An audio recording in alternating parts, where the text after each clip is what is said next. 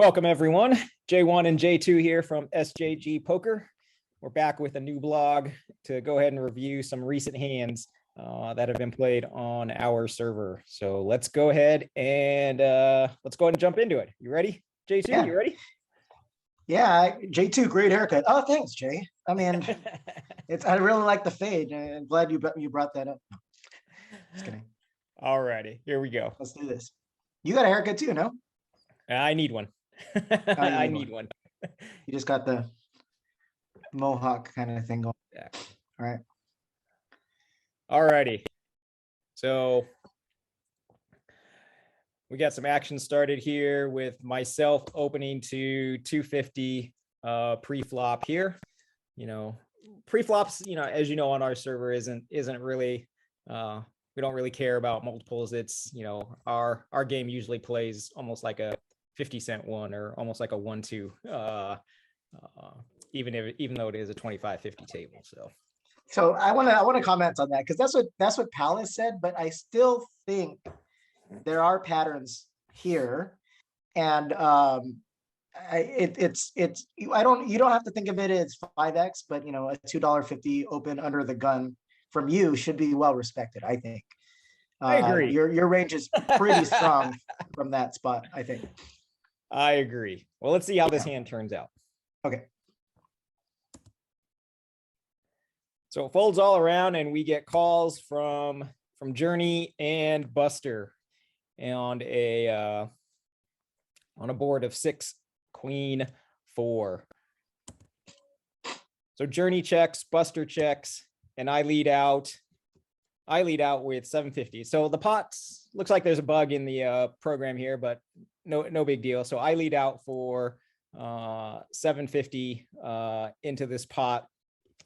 So if you think about it, there was 250 each from each of us. So I basically put a pot size bet out into the pot. So I don't know why the software is showing it's a 265, but that's definitely. So yeah, I think the middle is going to be, it pretty much reveals that the pot's going to be 225, and this street is going to end at 33. That's what I'm guessing. Yeah, something like that. So anyway, so I put out a pot size bet. Strong. Journey raises me to Then clicks it. 15. So she does the min raise, and Buster calls. Oh. So now this is kind of interesting from my perspective here is like, I know I have a strong hand, and I don't know, maybe I should just reveal what I had.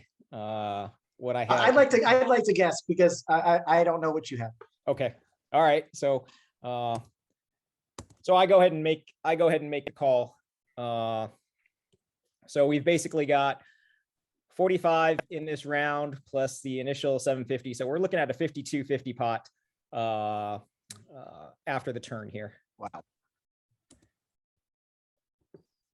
Next card's a 10. So now we've got possible flushes, two flush draws on the board.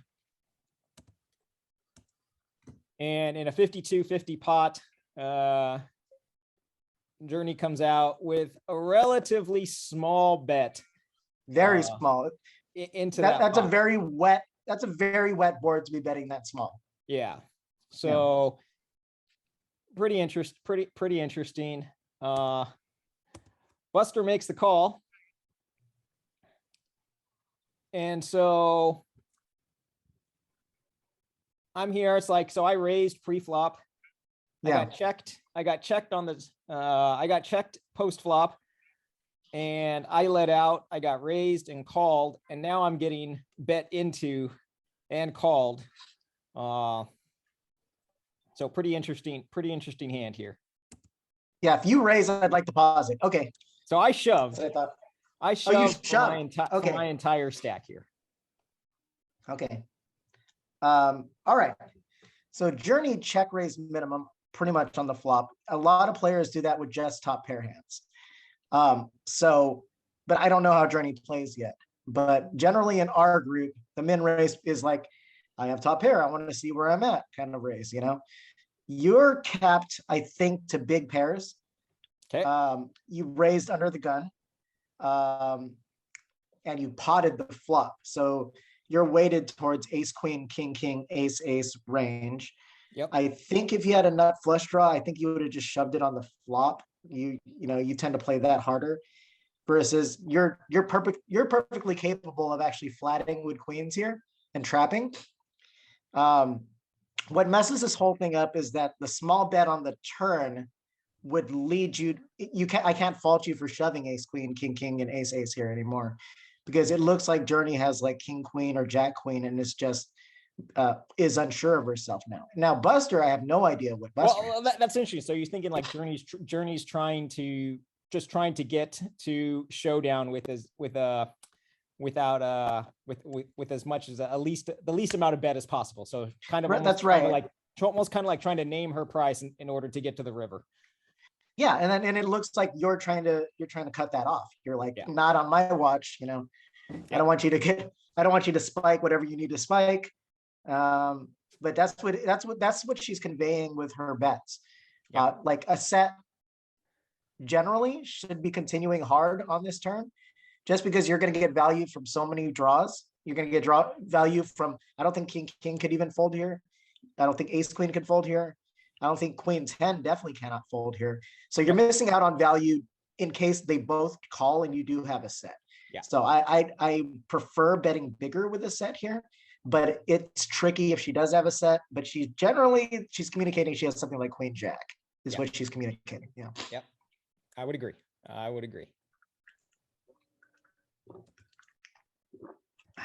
So she shoves. Well, she calls my bet, and actually so does Buster. See, I have no idea what Buster has. Buster could have a combo draw like king jack of hearts. Yeah. So this was a very interesting hand. 5 comes out, which is a for the river, which is pretty much a blank. No one's going to be playing. No one's playing 2-3. No one's playing 7-8 here. 7-8 of hearts, 7-8 of clubs. Both got there. Yeah, 7-8 of hearts, 7-8 of clubs. Both got there, but that's hard to imagine given the way that it's played out. And I don't know, so because Buster called in the big blind, remember? Yeah, and maybe. so Buster can have a lot of combo draws. They may have 7-8, but he's the only one that could have 7-8 in this. Yeah, spot, he's the only one I think that could have 7-8 here. Yeah. Wow. Wow. Oh wow. Okay. So Buster did have a combo draw, but he actually had value on the turn. Yes, he did. So Buster picked up a lot of equity on the turn here with 2 pair. Wow. And just a brutal hand. Props to Journey here for she disguised her hand well. Playing bottom set and playing it well in order to get all the money in at the turn where she was absolutely ahead, where she definitely was definitely one. So props to her. Wow. Good hand. So a question is, so for my play here, so the question is, I've got ace queen. I don't have a flush draw because I don't have ace queen of clubs. Did I make the right moves here in order to take this pot down, or at least was I representing even bigger than my ace queen here? Because I really only had top pair, top kicker. So right. So when you shoved, did you want to call or did you want them to fold? So when I shoved, I wanted them to fold, and I wanted them to fold because top pair, top kicker. I was hoping that, they either think I've got, as you said, my range is pretty capped at ace, king, ace, queen, king, king, maybe pocket queens. But if I had pocket queens, I'm probably not shoving as I did. You're tricky with your sets though, man. So, I've seen you do some weird things with sets, especially when you think they're committed and you don't want to get drawn out on the turn. Yeah. I think it's you're the only one I think that plays pocket queens this way, for example. I would probably re-raise on the flop with queens, but you like to let another card off to trap a little further and then shove the turn. I've seen you do that. So yeah, agreed. So obviously I just got my hand caught in the cookie jar on this one. You didn't know you're drawing dead. I didn't know I was completely drawing dead at this point. And I mean, geez, after the turn, I'm in third place at that point. So I mean, honestly, I think I'm shoving as well. I think Journey just laid the trap out. That Yeah. small bet on Yeah. the turn just really looks like Queen Jack, yeah, and Buster looks like a draw, and so Ace Queen rates to be the best hand here. I mean, Buster's got a ton of outs. Yeah. He has got a ton of outs because 3, 6, 9, if if the flush hits, 13. he takes out Journey's pair or her trips. Yeah. If the board pairs, except for another 4, well, and a queen, Buster is in good in a good spot here. So I think Journey is like 76% to win here, though, when the money goes in. So anyway, really good hand on her part. That was really interesting. That turn bet was the most interesting part of the hand, I think. Yeah, really good. That turn bet would have made me shove too. Yeah. So really good hand. Just really well played by Journey there to get all the money in and take it down. Nice hand. All right, let's go ahead and take a look at the next hand here. All right, so let's pause here because these are definitely hands that neither of us know about here. So actually, you're in the hand. You're in the small blind here. I always fold my small blind. So. Diz in the big blind with Merv, Buster, and Simone. So it folds around. Chris raises to 2. See, I hate playing from the small blind. I hate it. So Chris on a button makes it 2, and Diz comes out from the big blind with a pretty strong raise. So. At this point, I think the way that Diz plays, I think, he's got to have, he's definitely with that type of raise. I mean, we're talking more than 3x here on a 3-bet here, 3x. I mean, he's got to pretty much have like a premium hand here. So at this point. Okay. So my thoughts are, though, because Simone could be button stealing because we're shorthanded. Yeah. And Diz could be just playing back. So. Yep. Because of that, he can have small pairs in his range. I think not just the premium hand. Yeah. So like Simone makes the call, like 5s, but yeah. Yep. Simone makes the call, and we get a flop of 10-6-3 into the pot or into the flop. So Diz is first to act, and he goes with a pot size bet, and Simone min raises. And with the min raise flop. Okay. Min raise on a 10-6-3 board. So at this point now, okay, so Diz puts a pot size bet out on a completely dry board here. We're talking like no premium cards on the flop. And Simone here absolutely says, hey, I still got you beat. So what do we think? Where do we think Diz is at on this? Diz could have anything that he wants to be continuation betting and just taking down the flop. So it's hard to put him on any range at this point. Mm-hmm. Chris is really showing strength here, though. That's a very, very strong move. He's communicating he has a set. That's what he's trying to say. He doesn't have a lot of, it's Simone. I was going to say, generally people don't have 10-6, 10-3, or 6-3 here, but actually Simone has all the 2-pair combos in this because he loves those 2-pair hands. Right. So his entire range is 2-pair plus. Right. Here. Exactly. I don't think he's doing this with Jack 10, for example. Yeah, I don't think he's doing Jack 10. But if you think back to Simone pre-flop, he put $2 out there. So I mean, he could also be here on a club draw. So True. He could be on a nut club draw here and nut flush club draw. So how much did Simone have behind before he raised there? It's a good question. I don't remember. We'll have to see a little. Okay. So he's got 40 behind when he min raised. Yeah. And so we're still here post flop, and with that raise, Diz shoves for 57 here, or raises to 57. Okay. So now at this point, we have to believe Diz has got a really premium hand. I mean, I think pocket pairs over, obviously over a 10. So aces, kings, queens, or jacks at this point. And maybe pocket tens for a set. So I would put ace king and ace queen of clubs in there too. yes, or ace king, ace queen of clubs. Yes. Yeah, because we know Dara likes to gamble. Yes. And actually 2 overs and a club draw does pretty well against Simone's range.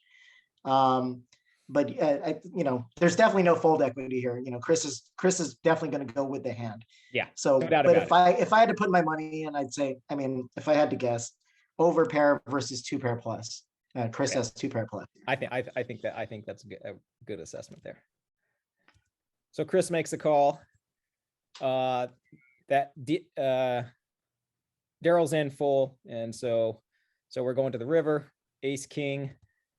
All right. So boom. He did have the overpair. So he did have the overpair. So we were pretty much right there in terms of his range: aces, kings, queens, jacks, with that 10-3-6 board.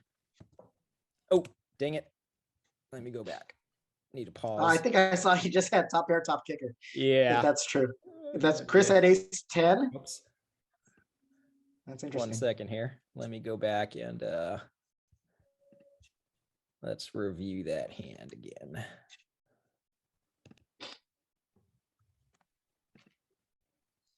You really should just get a Windows computer. I think it would have done better than. Are you kidding me?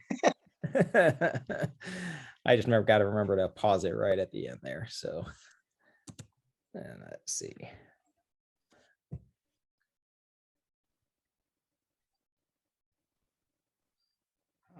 How mean? Yeah. Anyway, so I think it revealed he had ace 10 though. Yeah, he did have ace 10 there, and so we think about that. So post flop, Chris has top pair, top kicker. Top pair, top kicker. So I think it makes sense for the min raise that he did. Min raises post flop to see exactly where Diz is at in terms of what his premium hand was. Yeah. And so I think that I think that made sense. So yeah, right. And I think Chris must have put him in exactly 2 overcards and a club draw to make that call. Yeah. Because if he's if he's playing face up, you got to fold ace 10 there, I think. Yeah, I agree. All right, next hand here. So neither of us are here, so this is definitely going to be an interesting hand since neither of us know what's going on here. So we got Joe on the button, Simone in the small blind, and Diz in the big blind here. Buster with a raise to 150, and Fishbait, interestingly enough, raises to 5 here. We got Joe with the call, Simone with the call, Diz folds, and Buster with the call. So we're going 20-50 into the pot here, going to the flop. Pretty hard to put anyone here on what cards that they have. I mean, maybe Buster, let's face it, Buster probably has something good. Here. Fishbait makes the call, and then it's just really probably just too tempting for Joe and Chris not to call with money, with that type of money in the pot. So what they say about this is that the only person with the uncapped range here is Fishbait. Yes. He's the one who 3-bet it. Buster, Simone, and Joe cannot have aces, kings, or ace king most of the time. Correct, because we would have raised, called, and called. Because we would have could have any hand. 3 bets. We would have expected 3 bets on top of Fishbait's 5 if Joe, Chris, or Buster here had ace, king. I think that's fair. I think that's fair to say. So they have capped ranges except for Fishbait. That's the term I learned is uncapped ranges. Yeah. Yep. So it checks around to Fishbait, who was the original raiser, and he goes in for half pot. Beware the deuce, right? Watch out for Chris's deuce. Beware the deuce. And now Joe comes in with a 3x on top of that to 35. Strong. So where are we putting Joe? Joe on the button here. Could have a premium, could have a high pocket pair, could have a deuce. Because she just flatted pre-flop, knowing that, even if she did flat pre-flop, knowing that she's in position, she could have flatted with a premium hand here. So right. In general, she cannot be representing aces or kings, but I've seen Joe be kind of tricky with those hands and slow play it and wait for these kind of flops. Very rare for her to have a deuce. She'd have to have something maybe? Yeah, or she'd probably slow play the eights. But I've seen her, she can have ace deuce suited. But she is probably one of the only ones who actually, I was wrong at the beginning. She has an uncapped range too, because she flats with her big pairs as well. Yeah. And then even if 8-8, I don't think if she has 8-8, she's not raising here. She would definitely flat this. I think everyone here would flat this in order to hopefully get more calls in from the other players. So I wouldn't put her at on pocket eights, but I think ace 8 would try and take down the pot right now. Okay. I personally wouldn't raise with ace 8, but yeah. Yeah, fair enough. Not against 3 players and not on this texture. Yeah. Simone makes the call, Buster folds, and fish bait shoves for his entire stack here. Almost just a little over 179. So Joe's already all in. So it's really about fish bait here, trying to get Simone either to fold or to come along for the ride. So what do we think fish bait here is? Now I got to imagine fish bait here has probably got a premium. So I mean, it's pretty he's telling a consistent story of having queens plus. Yeah, aces, kings, queens here at this point for fish bait. Yeah, Simone needs a deuce to continue. And Simone would need a deuce to continue. Even 2 hearts, I don't think he's not going to continue. It's not the right odds for it. But yeah, he would. The only way he can continue is if he's got a deuce here. And he calls. And he calls. I mean, beware the deuce, right? Chris and the deuce. So let's remember, Simone's in the small blind here. He is in the small blind. So he can play 7 deuce anywhere. A deuce is absolutely within his range there for at the small blind. You could have eight deuce of clubs. Yep. Relatively dry board for the rest of the hand. 9 jack gets there, but queen and 10-10. Queen 10-10. All right.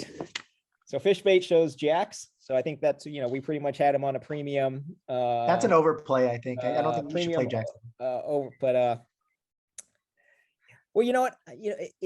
But without looking at Joe and Chris's hands here, he definitely was trying to take it down right after the turn with Joe's shove. He's trying to see, it's like, hey, I don't want anyone else to catch an overcard over my jacks. Yeah. And so I don't blame him for trying to shove post flop on this with Joe's bet. So he makes the check. I'm sorry, he makes the bet and Joe raises. So maybe Joe's got an 8 here. And then he's trying to take it down right after that. So let's see how it all plays out. Simone with the deuce. Simone with the deuce. So again, it's like in the small blind, ace deuce, not surprised. And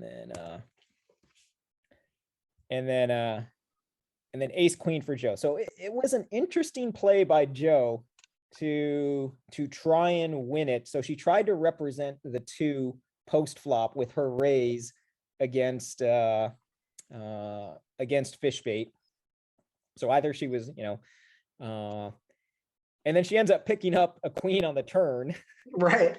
She's gonna be all in anyway on the turn. And so she would have been all in regardless, regardless Yeah. of whether or not she made that $35 raise on the off the flop. So yeah, just a crazy hand there. Okay, I do have a few comments. Yeah. I like Joe's raise, actually. She has the queen of hearts blocker.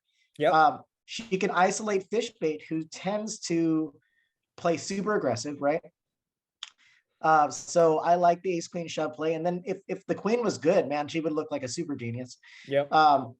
Once Simone check cold calls $35, it's pretty clear he has a deuce, and fish bait kind of has to just stop, right? I would just slow down with jacks. Well, you think I think it's a huge red flag. You think Simone, if when he calls Joe's 30, you don't think he could either be on a flush draw or ace 8?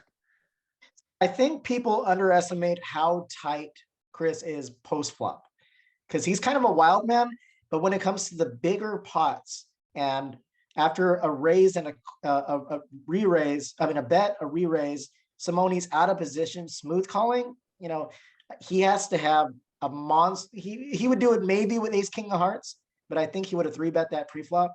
So, and it's a deuce, right? Chris always has a deuce. So I just give up on the jacks. I know that's kind of nitty, but Chris is pretty savvy post flop, and he's tighter than everyone gives him credit for. I'm sorry to out him, but when he cold calls, he is almost always has a monster here. He almost always has a deuce or pocket eights. Yeah, I mean, I'm not a fan of the raise all in for fish bait after Chris calls. I think a call would have been appropriate. Yeah, you could peel off another card, but a shove, you're just letting him play perfect with the deuce. Because I don't know that I'm shoving, but I definitely would have called with my jacks with the 8-2-2 board. You can't lay. But it's hard because what do you put Chris on? Yeah. But I get it, and I actually would be okay advocating a small re-raise if you want to, but just shoving will be like, okay, Chris, you can call if you have a deuce, and if not, then you can get away. It allows Chris to play it perfectly, and sorry fish bait, but I generally don't like the shove.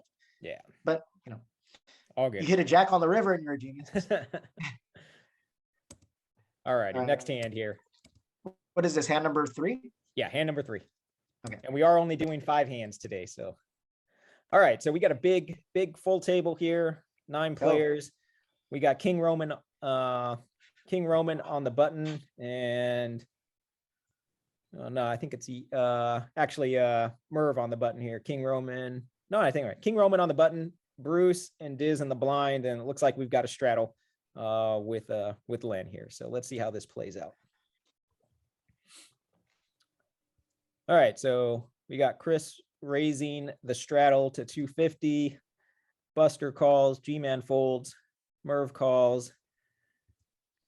Let's see. King Roman folds. We got Bruce now up to 1175 from the small blind. Diz folds, and then we got 3 tough players here into the going into the flop. Almost a $40 pot. Almost a $40 pot here. So Bruce, Buster, and Simone go into the flop. Tough 3 players, right? Tough 3 players. Okay. Ace 9-9 board. 2 diamonds. So Bruce comes out with a 1/3 pot bet. He plays such GTO. These are even the bet sizing is pure GTO. Notice how he's out of position. He raises slightly more than when he raises in position. Yep. It's so he can narrow down the field. And then the 1/3 C bet. The 1/3 C bet. It's all game theory optimal. And if I see that bet and I'm either Simone or Buster, I got to believe that Bruce has an ace something. Well, here's the thing about GTO, right? He's supposed to do that with his entire range. So he's supposed to do that with his kings, queens, Absolutely. ace, queen, ace, king. So Absolutely. I don't have to, you don't have to give him credit for the ace yet. I don't have to give credit for the ace, but he could be doing that with kings. Absolutely. But I also, Bruce is, relatively a tight player. I think if he's going to make that initial 5-bet pre-flop, I definitely have to put him on a premium. So ace, king, ace, queen, kings. And if he's going to continue here, I'm probably going to lean more towards ace, king, ace, queen, versus the queens, just in terms of history, in terms of the way I've never seen, have you ever seen Bruce raise pre-flop and then just check the flop though? And because I think he just continues with his entire range this way. And but the thing is, he could do this with quads and aces full. Yeah, he's super good. Bruce, absolutely, really I think good. Bruce might be better than me, but that's okay. I don't mind. It's okay. Let's play some Omaha 8 or better. We'll see what happens. All right, so Buster makes the call. Okay. So for Buster, Buster who went ahead and who makes this call here. So I got to believe that Buster has an ace, maybe the 9. One third into that pot, absolutely conceivable. He calls with king, queen of diamonds here. Yes, exactly. So and that's why GTO has it that size of bet. So you actually get value out of king, queen of diamonds with your big hands. Yep. And Buster is tricky enough to just float here with something like jack, queen of clubs. It has a lot of backdoor equity. So it's really hard to narrow these guys down at this point, I think. I agree. Yeah. 4 on the turn, and Bruce checks. So maybe it is kings. That's what he's conveying, right? Kings, queens. That's the story he's telling right now. That's the story he's telling. And now Buster comes out with a really small value bet here. Okay. So at this point, I don't put Buster on 2 diamonds. I think he would have checked 2 diamonds. He would have checked his king, queen of diamonds here. So or bet big with the 2 diamonds just to take it down. To polarize his hand there. And so either an ace or a 9 here for Buster. So yep. Bruce makes the call. Absolute brick on the river here. Bruce checks again. Buster goes in. Tiny. Buster goes in with a little min bet of 11 into a $94 pot. I mean, he's fishing, and it's got a lot of bait on this hook right here. He's basically giving away the bait for free here. He's so creative. I want you to call. Yeah, and that's a creative bet for 1/3 of Bruce's remaining chips here. So it's almost like Buster is like tempting Bruce to shove and yeah. So Bruce makes the call. Buster has a 9. Oh, king. Wow. That's a pure value. King. Wow. So Buster played this brilliantly. Yeah. And then Bruce, you can't, for those small bets, he's probably getting the right price, I think. Yeah. What's against someone as tricky as Buster. Now that we see all the cards revealed, it wasn't that Buster was making a value bet. He was naming his price in terms of what he was. Well, he on the river, he could have checked back. No, he's getting value. I think Buster knows exactly where he's at on the river, and he thinks $11 is exactly the amount someone would call with kings or queens. I think Buster knows exactly where he's at. That's it. Because I think Buster is like, look, my 3 is no longer relevant. I've got a 7. I've got a 7 as my kicker. And I'm willing to lose 11 here on this river, because if Bruce goes all in, he's in position. If Bruce has a better ace, I mean, it almost felt like both of them had an ace with a low kicker. the thing is, Bruce checked to him on the river. So if Buster wanted to name his price, he can make it free, right? He could just check behind and hope his ace is good. The only reason he would bet that small, I think, is trying to extract value from kings and queens. And if he's up, if he happens to be up against ace 10, then so be it. It only cost him $11. So that's where you're naming the price thing comes in. But he gets to extract another 22 blinds out of kings there. Yeah. And freaking brilliant. Both these guys are freaking good. Yeah. Good hand. Good hand.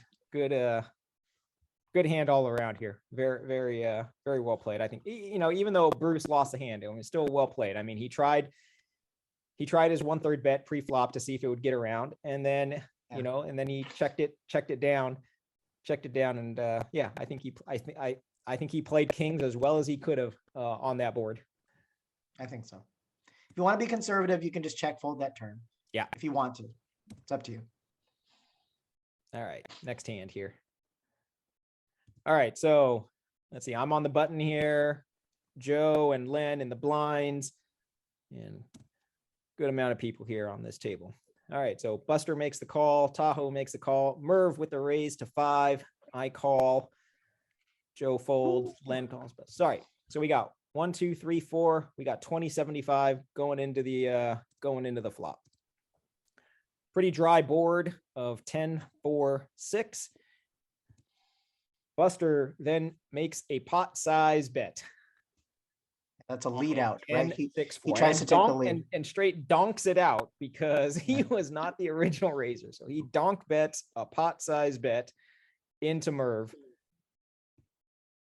And Merv goes ahead and raises to 83. Wow. Yeah. I fold. All right. Len folds. Okay, so pretty obvious what Merv has, right? It's pretty obvious. Yeah. So Merv definitely has got a premium pocket pair at this point. And Buster with suited 10-6, suited 10-4, 6-4. Maybe I used to, okay, so back when I used to grind the 1-2 no limit over at Peppermill, I would lead out like that. We don't call it donk betting anymore. We call it leading out because it's just so insulting to people who want to lead out on that flop. I used to lead out with pocket 4s and pocket 6s on this just because it looks so weak. You're trying to take away the lead. You're pretty convinced that the pre-flop raiser who made it $5 pre-flop has jacks plus. And so leading out with pocket 4s or pocket 6s here gets a lot of value. Yeah. So that's what I'm putting. Actually, I'm thinking Buster is thinking that same way. I think Buster's got a set here. Okay. So Buster shoves, Merv calls. Now the board pairs. The hearts do end up filling, but I don't think Merv has jacks. And unless Merv has jacks, I think Buster is going to win this hand. There you go. Set a 4. Hell of a call. Nice job there. Nice job there, Jake. So he's got bottom set there. Oh, and Merv had queens. So, so we had pocket queens in that. And so, yeah, very interesting on how that played out. So I think if we look at what Merv does, he tries to win the hand post flop as soon as Buster leads out. So maybe he's thinking Buster's got a 10 and he tries to lead out. And so I think that's just one of those situations where, it's just unfortunate for Merv that Buster hit the set on the flop. Yeah, that sucks. I hate having an overpair versus a set. Yeah.